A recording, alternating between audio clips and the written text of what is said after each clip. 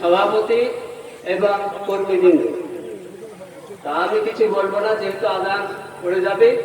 আমি দু একটা কথাই বলে শেষ করব। দেখুন, 18তম লোকসভা আমাদের বিদায় শেষ।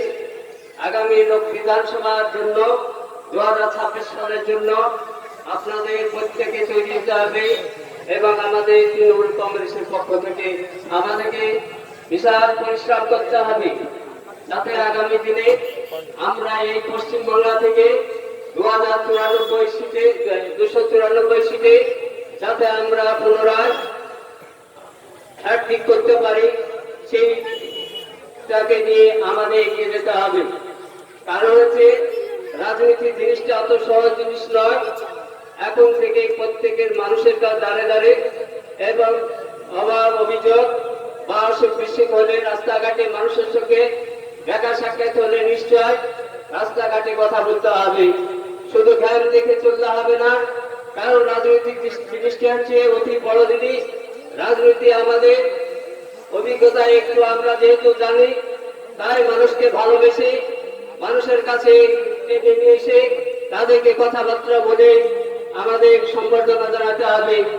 তাই আমি বলতে চাই, আমাদের কর্মসূচি মমতা ব্যানার্জি প্রকল্প নিয়েছে, সেই কর্মসূচিকে শুধু সাধারণ মানুষের সম্মুখে তুলে ধরতে হবে এবং সাধারণ মানুষের জানে এই পশ্চিমবাংলায় মমতা ব্যানার্জি ছাড়া আর কোনো রাস্তা নাই।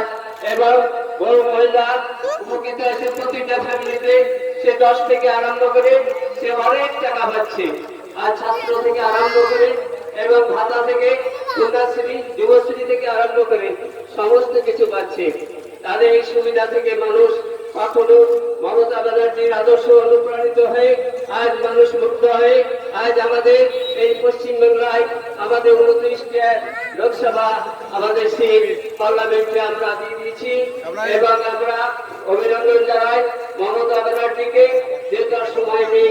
তাই আমি বলতে চাই, আপনারা সুস্থভাবে রাজনীতি করুন এবং প্রতিটা মানুষের দাঁড়ে দাঁড়িয়ে দাস মানুষকে ভালোবাসুন। তাহলে আমাদের আগামী 2026 সালে আমাদের নিশ্চয় আবার হচ্ছে 100% এই পশ্চিমবাংলায় ক্ষমতা দখল করবো। মমতা ব্যানার্জি জিন্দাবাদ, বামের মানুষ জিন্দাবাদ, অভিষেক ব্যানার্জি জিন্দাবাদ এবং আমার অঞ্চল সভাপতি জিন্দাবাদ। এই দিকে আমার বক্তব্য শেষ করছি। জয় হিন্দ, বন্দে মাতরম, মহামাতৃ মানুষ জিন্দাবাদ। ধন্যবাদ আমাদের অঞ্চল কমিটির মন্ডলকে। 5 নম্বর সারা পক্ষ থেকে তিনি তার মূল্যবান